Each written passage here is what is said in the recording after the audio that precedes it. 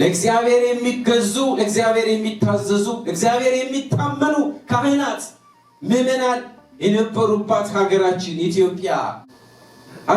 ኢትዮጵያ ጽዮን የራቀቻት በእኛ ምክንያት ነው ካልን እንደገና እግዚአብሔር ያንን ችግር እንዲያስወግድልን እንጸልይ። ከእስራኤል በተለየ ሁኔታ ከእስራኤል ተነጥቆ የተሰጣት ታቦተ ጽዮን የተሰጣት ኢትዮጵያ ቅዱስ ጊዮርጊስ ይዋጋ ነበር እስኪሉ ድረስ የውጭ ጸሐፍት ሁሉ የጻፉበት ኃያል የሚባሉት እስራኤላውያን ጠንካራ የሚባሉት ዕብራውያን በጦር አይሸነፉም የሚባሉት ዕብራውያን በፍልስጤማውያን ተሸነፉ። በአየር በምድር በምንም መንገድ ተወዳዳሪ ተፎካካሪ የሌለውን ጦር ማሸነፍ የቻሉ በጦር በጎራዴ ታቦታቸውን ይዘው የሚመኩበትን የሚባረኩበትን ከእግዚአብሔር ጋር የሚነጋገሩበትን እግዚአብሔር ለይቶ የሰጣቸውን ታቦተ ጽዮንን ተቀሙ። በየትኛውም ወገን በዚህም በዛ ሕዝብ እያለቀ ነው። ብዙዎች ነገስታት በእንዲህ አይነት መንገድ ስልጣናቸውን አጥተዋል፣ ከክብራቸው ተዋርደዋል።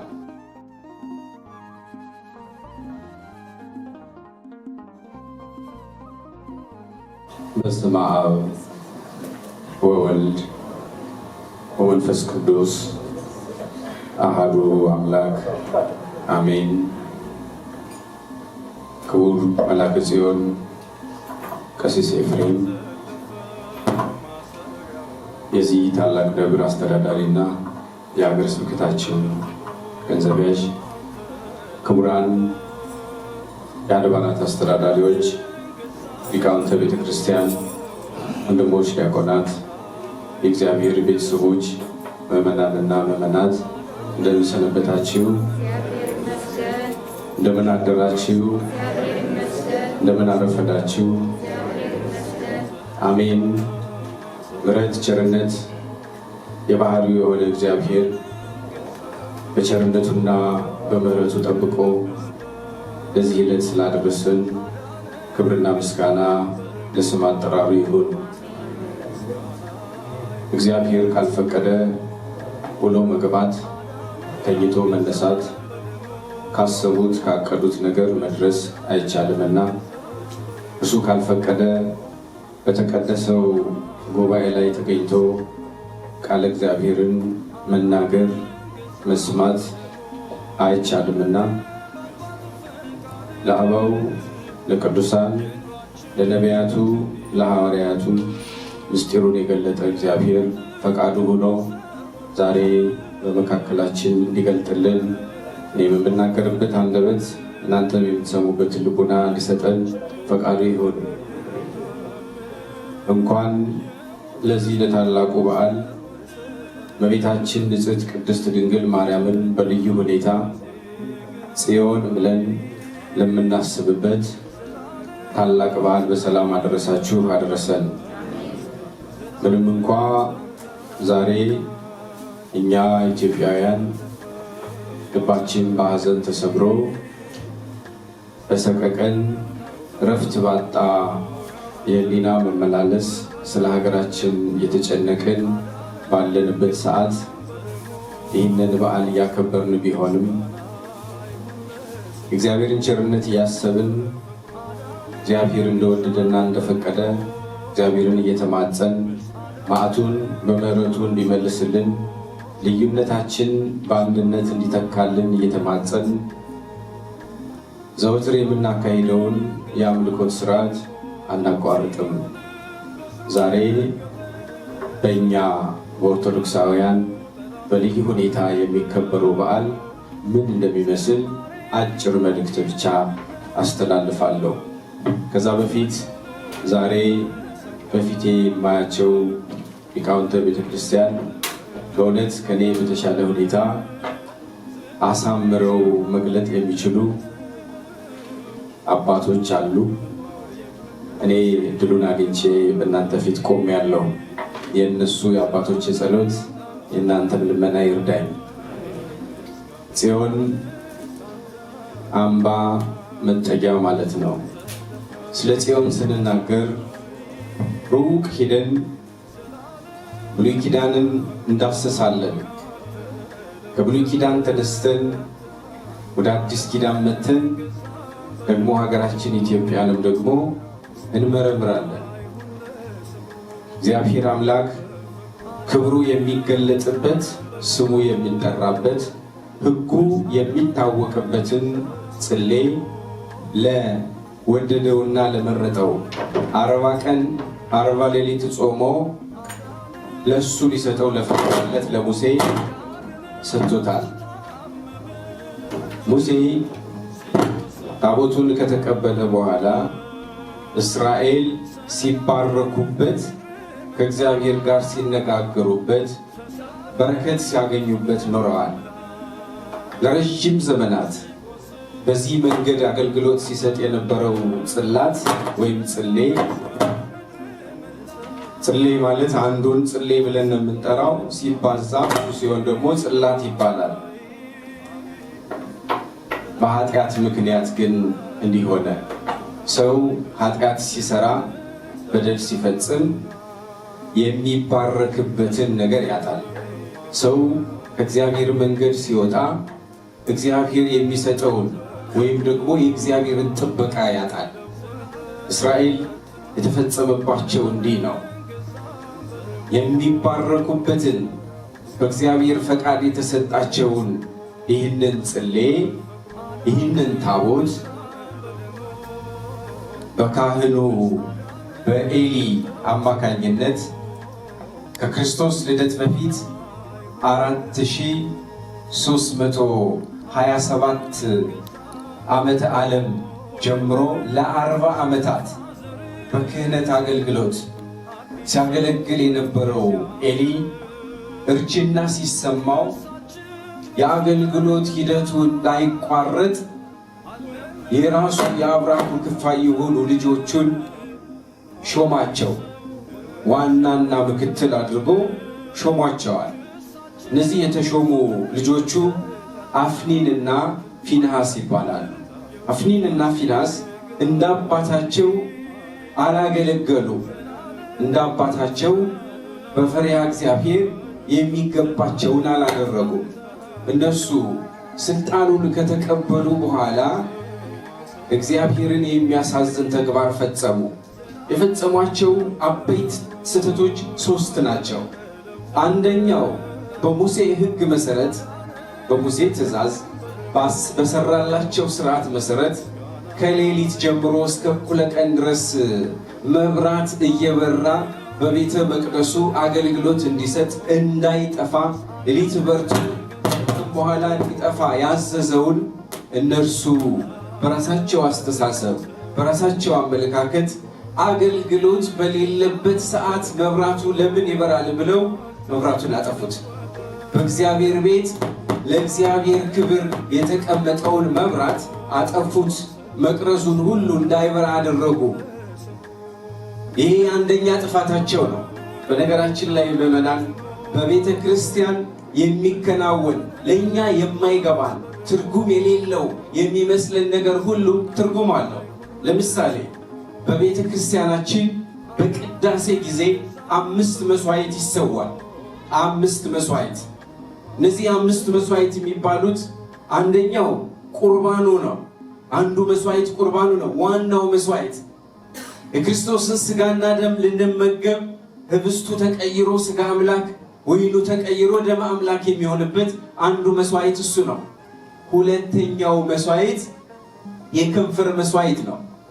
ምስጋናችን ለእግዚአብሔር የምናቀርበው ምስጋና ይህ አንዱ መስዋዕት ነው። ሌላኛው መስዋዕት የዕጣን መስዋዕት ነው። ዕጣን ይታጠናል፣ መስዋዕት ነው። እግዚአብሔር የሚቀርብ ጸሎታችን፣ ልመናችን በካህኑ አማካኝነት በመላእክት አማካኝነት ወደ እግዚአብሔር የሚሄድበት። ሌላኛው መስዋዕት ደግሞ የመብራት መስዋዕት ነው። የመብራት መስዋዕት ብርሃን ኖረም አልኖረም፣ መብራት በራም አልበራም፣ ጧፍ ታይዞ ቅዳሴው ላይ አገልግሎት ይሰጣል። እሱ አንዱ መስዋዕት ነው። 5ኛው መስዋዕት የሰውነት መስዋዕት ነው። የምንሰግድበት እንሰግዳለን። በየማዕከሉ በተሰራው ስርዓት መሰረት ስገዱ ስንባል የአምልኮት ስግደት እየሰገድን ለእግዚአብሔር የምንገዛበት አምልኮታችን የምንፈጽምበት አንዱ መስዋዕት ነው። ስለዚህ መብራት እንዳይበራ በሙሴ ሕግ የተቀመጠውን ሰርዘው አጠፉት። በዚህ እግዚአብሔር ተቀየመ፣ እግዚአብሔር ተቆጣ። ሁለተኛ አፍኒንና ፊናስ ያጠፉት ጥፋት ምንድነው? ለመስዋዕት የሚመጣውን ስቡ ሳይጨስ የሚገባው መስዋዕት ሳይፈጸም ለራሳቸው ለስጋቸው በሚመቻቸው መልኩ ስጋውን እያወራረዱ መመገብ ጀመሩ። አያችሁ ምዕመናን፣ በእግዚአብሔር ቤት የሚገባ በእግዚአብሔር አገልግሎት የሚቀርብ እናንተ የምታመጡት የምንመገበው ምግብ እንኳን ቢሆን እስክታመጡት ድረስ ምንም አይደለም፣ እንደማንኛውም ምግብ ነው። እዚህ ከገባ በኋላ ግን የተባረከ የተለየ ነው። በነገራችን ላይ ታስታውሱ ከሆነ ብዙዎች ነገስታት በእንዲህ አይነት መንገድ ስልጣናቸውን አጥተዋል፣ ከክብራቸው ተዋርደዋል። ናቡከደነጾር ይሄ የካህናቱን መጠጫ ብልጣሶር አምጡና ልጠጣበት ብሎ በመጠጣቱ ነበረ በአዳራሹ መካከል ጣት ብቅ ብሎ ማኔቴ ቄልፋሬስ ብሎ የጻፈበት። ስለዚህ እግዚአብሔር ይቆጣል። አፍኒንና ፊናስ ይሄ ብቻ አይደለም ኃጢአታቸው፣ በደላቸው፣ ጥፋታቸው። ለአምልኮት ለጸሎት የሚመጡ ቆነጃጅት የእስራኤል ሴቶች በሚገቡበት ጊዜ ከነሱ ጋር ኃጢአት ይሰሩ ነበረ፣ በዝሙት ይወድቁ ነበረ። በዚህ ጊዜ እግዚአብሔር ተቆጣ። የሚያሳዝነው አባታቸው ካህኑ ኤሊ እያያቸው እየተመለከተ ስህተታቸውን እያየ ዝም አላቸው። አልተናገራቸውም፣ አልገሰጻቸውም፣ አልተቆጣቸውም። አንዳንድ ጊዜ ጥፋት ሲፈጸም ስህተት ሲሰራ ለምን ተደረገ ለምን ሆነ ተብሎ ሲነገረን ልናደምጥ ይገባናል። መናገር ያለብንም ደግሞ ሰዎች ዝም ልንል አይገባንም። መናገር አለብን። ስህተት ሊታረም ይገባዋል። ችግር የሚቀረፈው ሰዎች እንዲመለሱ ከኃጢአት ወደ ጽድቅ፣ ከበደል እግዚአብሔርን ወደ ማመስገንና ለእግዚአብሔር ወደ መገዛት መመለስ እንዲችል ሰው የሚያነቃው የሚነግረው ያስፈልጋል። አባት ደግሞ ከዚህም በላይ ብዙ ማድረግ ይገባዋል። የሾማቸው ስልጣን የሰጣቸው ለዛ ክብር ያበቃቸው ኤሊ ዝም አለ። እሱ ዝም ሲል ግን እግዚአብሔር ተቆጣ። ሰው ከሰው ጋር ቢጣላ ምን ይሆናል? እግዚአብሔር አለ ይላል። ከእግዚአብሔር ጋር ተጣልተን ማን ሊያስታርቅ ማን ሊያድን? እግዚአብሔር ሲቆጣ እግዚአብሔር እስራኤላውያን ሁልጊዜ እንደሚያደርገው ለፍልስጤማውያን አሳልፎ ነበር የሰጣቸው። ኃያል የሚባሉት እስራኤላውያን፣ ጠንካራ የሚባሉት ዕብራውያን፣ በጦር አይሸነፉም የሚባሉት ዕብራውያን በፍልስጤማውያን ተሸነፉ፣ ተንበረከኩ፣ አልቻሉም። ሽንፈት የሚባለውን ነገር ለመቀበል እስኪከብዳቸው ድረስ ምንድነው የሆነብን? ይሄ የሆነብን አሉ። ታቦተ ጽዮንን ይዘን ባለመዋጋታችን ነው፣ ይዘን እንዋጋ እንዝመት ብለው ታቦተ ጽዮንን ይዘው ከፍልስጤማውያን ጋር ውጊያ ጀመሩ። ውጊያ ሲጀምሩ ግን ታቦቱን የያዘው ማን ነው? አፍኒንና ፊናስ ናቸው ታቦቱን ይዘው የሄዱት። እግዚአብሔር የተቆጣባቸው ሰዎች ታቦቱን ይዘው ውጊያ ሲጀምሩ አይደለም ማሸነፍ፣ ተሸንፈው የሚመኩበትን የሚባረኩበትን ከእግዚአብሔር ጋር የሚነጋገሩበትን እግዚአብሔር ለይቶ የሰጣቸውን ታቦተ ጽዮንን ተቀሙ። ታቦተ ጽዮን ተማረከች፣ በፍልስጤም እጅ ወደቀች። አንዳንድ ጊዜ ምንድነው እግዚአብሔር የሱ የሆነውን ነገር እንዲህ እንዴት ያደርጋል ምንልበት ጊዜ አለ። እግዚአብሔር ለሚሰራው ስራ ለሚያከናውነው ተግባር ዓላማ አለው፣ እቅድ አለው። ስራውን የሚመረምረው ማንም የለም። እሱ ይህንን ሲያደርግ በዛ በፍልስጤም ጣዖት የሚያመልኩት የሚመኩበት ዳጎንን ለመምታት እንዲቻለው እግዚአብሔር በታቦተ ጽዮን አማካኝነት ስራ ሊሰራ ወደደ። ታቦተ ጽዮን ከተማረከች በኋላ ወስደው በዳጎን በጣዖታቸው ስራ አስቀመጧት። እግዚአብሔር ባወቀ በጠዋት ሲመጡ ግን ታቦተ ጽዮን በጣዖቱ በላይ ቁጭ ብላ ተገኘች። ይገርማል። ድንቅ የሆነ ስራ፣ የእግዚአብሔር ስራ። ሰው ምንም ሊያደርግ አይችልም። ከእግዚአብሔር ውጭ ጌታ፣ ከእግዚአብሔር ውጭ አምላክ፣ ከእግዚአብሔር ውጭ ፈጣሪ ማንም የለም። ታቦተ ጽዮን በላይ ሆኖ ሲያዋት እንደገና እንደነበረ አድርገው ቢሄዱ በሚቀጥለው እንዲያውም በሁለተኛው የተፈጠረው ነገር ምንድነው? ዳጎን ስብርብር ወጣ። እግዚአብሔር የተመሰገነ ይሁን። ጣዖቱ ተሰባበረ። በማን? በታቦተ ጽዮን ተሰባበረ። ጣዖቱ ብቻ አይደለም የተሰባበረው፣ የፍልስጤማውያን ልቡና ሁሉ ነው የተሰባበረው። ተጨነቁ፣ ተሸበሩ። በዚህ ብቻ አላበቃ። ታቦተ ጽዮን እዛ የእግዚአብሔር መነጋገሪያ፣ እግዚአብሔር በሙሴ አማካኝነት ለእስራኤል የሰጠ ታቦተ ጽዮን እዛ ሆና ሰላም አለ እንዴ? የማያምኑበት፣ የማይመኩበት፣ የማያመልኩት ደግሞ በጣዖት መካከል ያስቀመጧት ታቦተ ጽዮን ስራ መስራት ጀመረች። በእባጭ በቸነፈር አጠቃላይ ፍልስጤም ተመቱ። ሲመቱ ግን አሁን እነሱ እንደገና ልብ ገዙ። የሆነብን ታቦተ ጽዮን እዚህ ስለሆነች ነው አሉና እንመልስ፣ ታቦተ ጽዮን ወደ ቦታዋ ትሄዳሉ። አያችሁ፣ ወደ ቦታ እንድትመለስ ተደረገ። እንግዲህ ታቦተ ጽዮን በዚህ መንገድ ድንቅ ታምራትን በማድረግ እግዚአብሔር በፈቀደውና በወደደው መልኩ የሥራ ሲሰራ ከቆየ በኋላ በአጭር ንግግር ታዲያ ኢትዮጵያ ጋር ምን አገናኘው? ያቺ እኮ ታቦተ ጽዮን አሁን ኢትዮጵያ ነው ያለች። ኢትዮጵያ በኃጢአታቸው እስራኤላውያን በኃጢአታቸው ምክንያት ለፍልስጤም ተላልፋ የተሰጠችባቸው ታቦተ ጽዮን ኢትዮጵያ ነች። ማረፊያ እንድትሆን የእግዚአብሔር ሀገር፣ እግዚአብሔር የሚመለክባት፣ እግዚአብሔር ስሙ የሚጠራባት፣ የሚቀደስባት፣ የሚወደስባት ሀገር እግዚአብሔር የተባለች ወደዛ እንድትሄድ እግዚአብሔር ወደደ። ወደዛ እንድትሄድ የተፈለገው እስራኤል ለእግዚአብሔር የማይመቹ ስለሆነ ነበር። የማይመቹ ስለሆነ ደግሞ እንድትሄድ ያደረገው በልዩ በድንቅ ሁኔታ ታሪካችንን እናገራለን። አያችሁ፣ በንግሥተ ሳባ ዘመን የንግሥቲቱ የግምጃ ቤት ኃላፊ ተብሎ የሚጠራው የሚታወቀው ስሙ በንግድም ገኖ የሚነገርለት ታምሪን የተባለ ሰው ወደ ኢየሩሳሌም በዘመኑ በወቅቱ እንደዚህ አይነት ህንፃ ተሰርቶ አይታወቅም የሚባልለት የሶሎሞንን ቤተ መቅደስ በሄደ ጊዜ አየ። የሶሎሞን ቤተ መቅደስ ሶሎሞን እግዚአብሔር ፈቅዶለት ወዶ ዳዊት አባቱ ያልሰራውን ሲመኘው የነበረውን ያልቻለውን ነገር ግን ለሶሎሞን ተፈቅዶለት ለእግዚአብሔር ምን አይነት ቤት እሰራለሁ ብሎ ያማረ የተንቆጠቆጠ የተዋበ ደስ የሚል መስህብ ያለው እግዚአብሔርም ደግሞ የወደደው ደግሞም እግዚአብሔር ዓይኖቼም ጆሮዎቼም ዘወትር ወደዚህ ቦታ ናቸው ብሎ የተናገረበት ያንን ቦታ ለማየት በቃ። ታምሪን ጎብኝቶ ሲመለስ ለንግሥቲቷ ነገራት። ንግሥት ይህንን ስትሰማ ልቧ ይህንን ለማየት ጓጓ።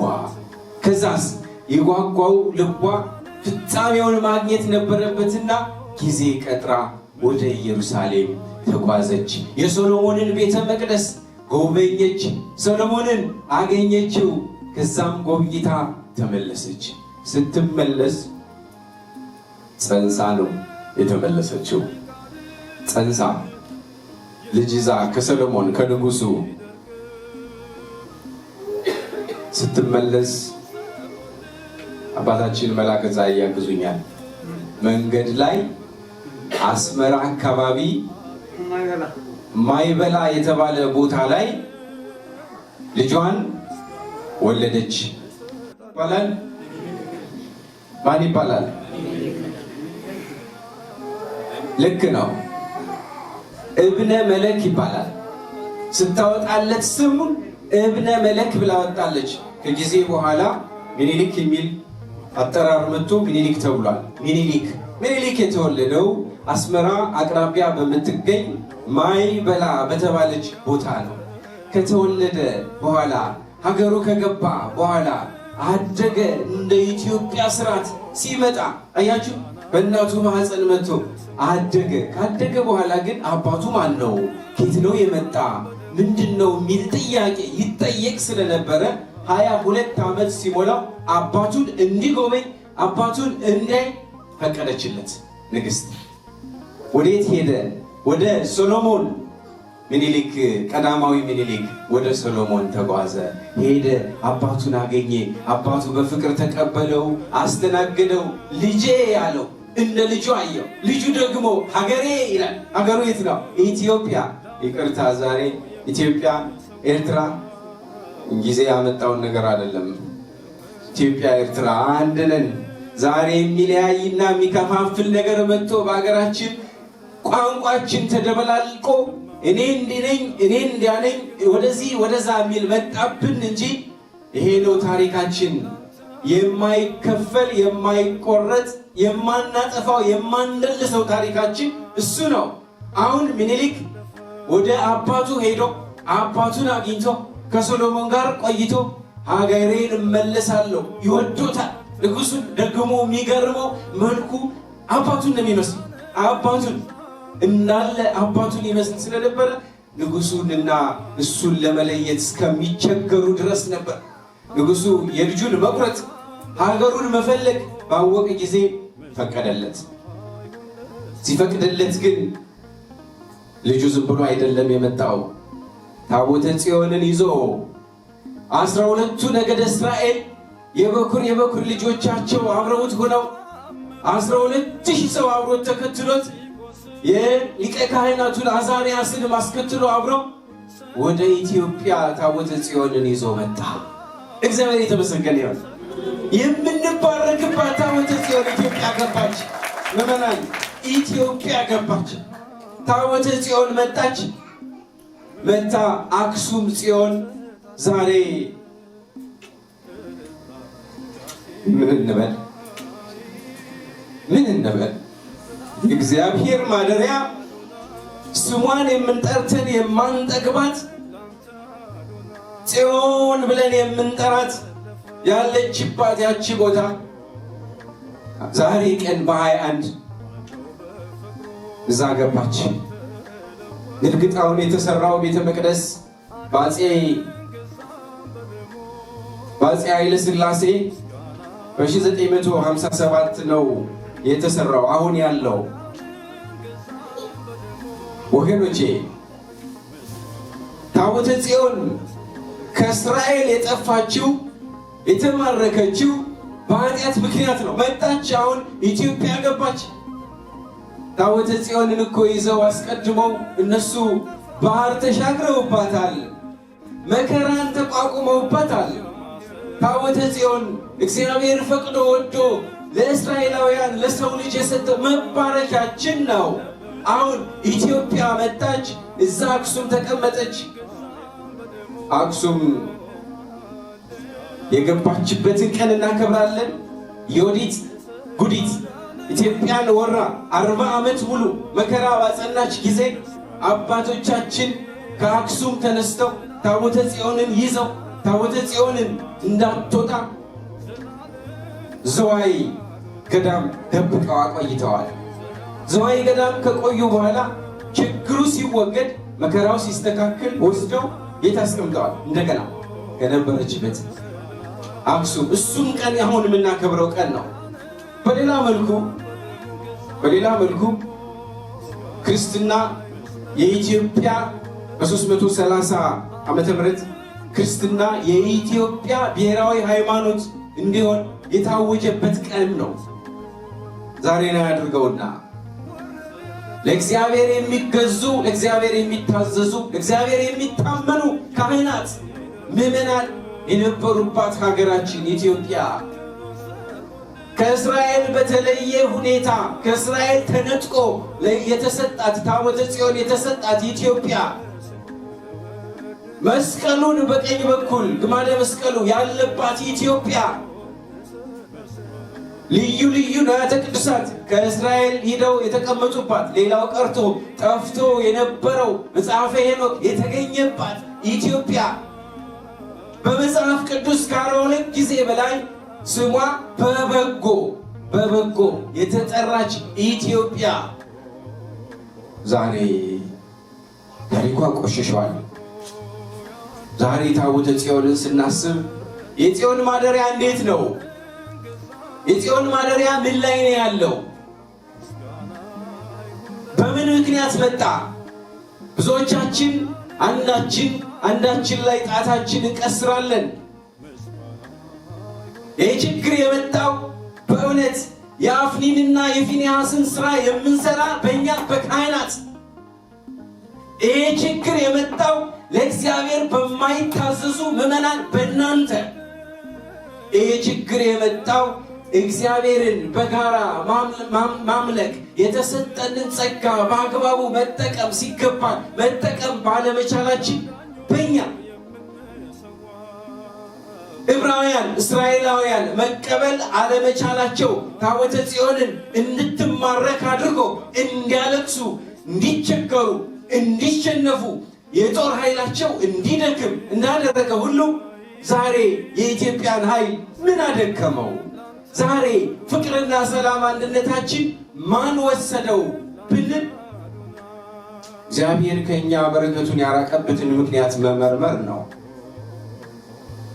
ሁሉም ወደ እግዚአብሔር መጮህ ቢችል እግዚአብሔር ጆሮውን ያዘንብላል። ትዝ ይላችኋል በመጽሐፈ መሳፍንት ጌዴዎን ተመርጦ እስራኤልን እንዲመራ ከመከራ እንዲያወጣ እኮ የተጠየቀው ለእግዚአብሔር አልታዘዝ ያሉ እስራኤላውያን ለምድያማውያን ተላልፈው በመሰጠታቸው ምክንያት ነው። ምድያማውያን እንደ ሰም አቅልጠው እንደ ገል ቀጥቅጠው ሲገዟቸው ያንን ቀድሞ የናቁትን እግዚአብሔርን እንደገና እግዚአብሔር ሆይ ማረን ሲሉ እግዚአብሔር ደግሞ ቸር ነው፣ ፊቱን መልሶ ጌዴዎንን ላከላቸው። በጌዴዎን መሪነት የተቀበሉት ቃሉን የሰሙ እሱም ደግሞ ዝም ብሎ አልተቀበለም፣ መርምሮ ደውም ለዛሬ ለእመቤታችን ምሳሌ የሆነውን እግዚአብሔር ካንተ ጋር ነው ሲባል እንዴት ብዬ ልቀበል? እስኪ እንዴት ይሆናል? የምጠይቀውን ካደረግ እግዚአብሔር ከኔ ጋር መሆኑን አውቃለሁ አለ ጌዴዎን። እሱ ምንድነው ያለው? እስኪ ዝናብ ይዝነብ እዚህ ጸጉሩ ላይ ዝናብ ይዝነብ ብሎ ጠየቀ ጌዴዎን። ጥሩ ይዝነብ፣ እግዚአብሔር ከፈቀደ ምን ችግር አለ? ሌላው ቦታ ላይ ደረቁ ነው፣ ጸምሯ ላይ ብቻ ዝናብ ዘነበ። ነገር ምን እግዚአብሔር የምንጠይቀውን እንዲመልስልን በንስሐ ከልባችን መመለስ ብቻ ነው የሚጠበቀው። እንደገና ደግሞ ሌላው ቦታ ይዝነብና ጸምሯ ላይ ደረቅ ይሆናል። እመቤታችን ንጽሕት ቅድስት ድንግል ማርያም ቅዳሴ ሲቀደስ አልሰማችሁ? የጌዴዎን ጸምር እያለ የሙሴ ጽላት እያለ ስንናገር አባታችን ሲያነቡ ቅድም አልሰማችሁ? ጌዴዎን ያንን የተናገረበት ዝናቡ ያጠሉ በኢየሱስ ክርስቶስ ይመሰላል።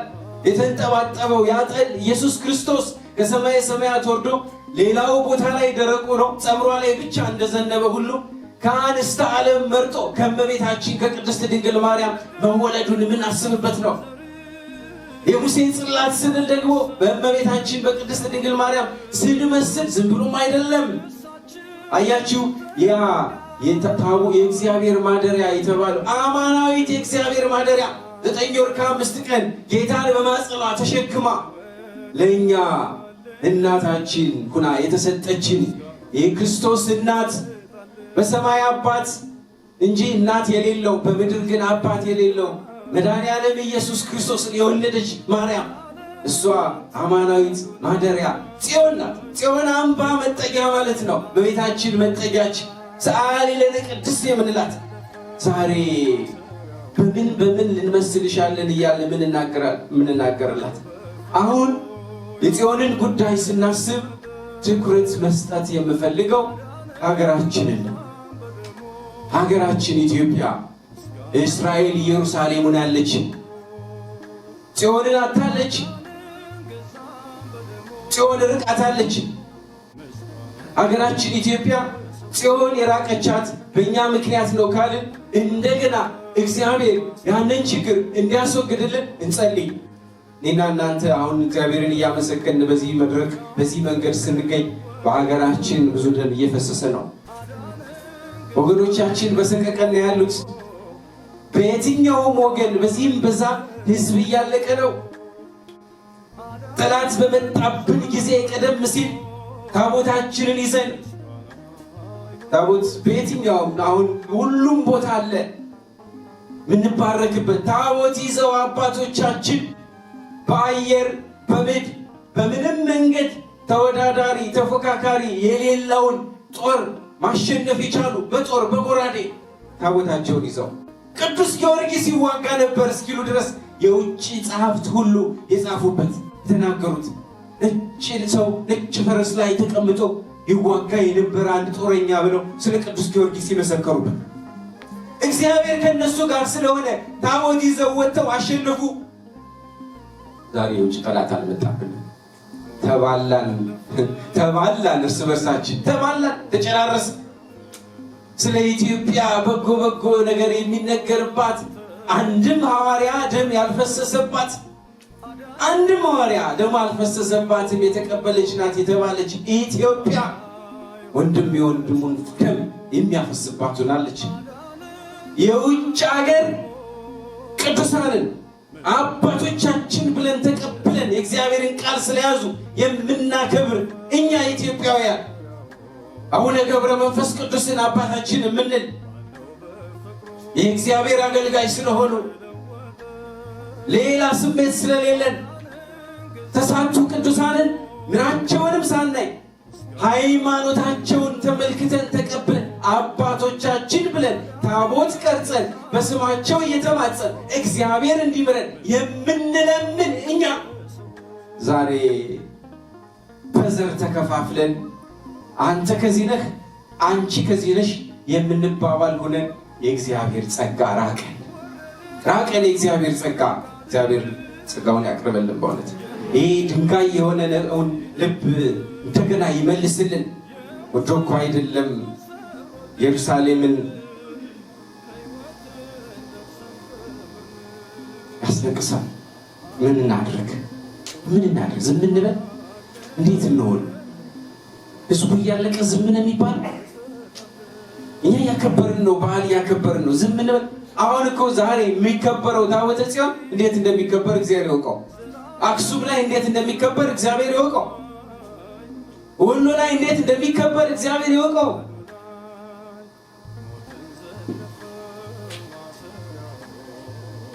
እግዚአብሔር ምሕረቱን ይመልስልን ማለት ነው። የታቦተ ጽዮንን ስናስብ ማርያምን እናስባለን። እመቤታችን ንጽሕት ቅድስት ድንግል ማርያም አማላጅ አድርጋ ተሰጥታናለች። በደላችን ቢበዛ ክፋታችን ቢበዛ እግዚአብሔር በመስቀል ላይ በመጨረሻው ሰዓት ቅድስት ነፍሱን ከቅዱስ ሥጋው ከመለየቱ አስቀድሞ ዮሐንስን ጠርቶ አደራ ብሎ የሰጠ እመቤታችን ንጽሕት ቅድስት ድንግል ማርያምን እንድታማልደን እንድታስታርቀን እንድትለምንልን ነው። አሁንም የእመቤታችን ምልጃ ለሀገራችን ሰላምን ያድልልን፣ በዓሉን የፍቅር የሰላም ያድርግልን።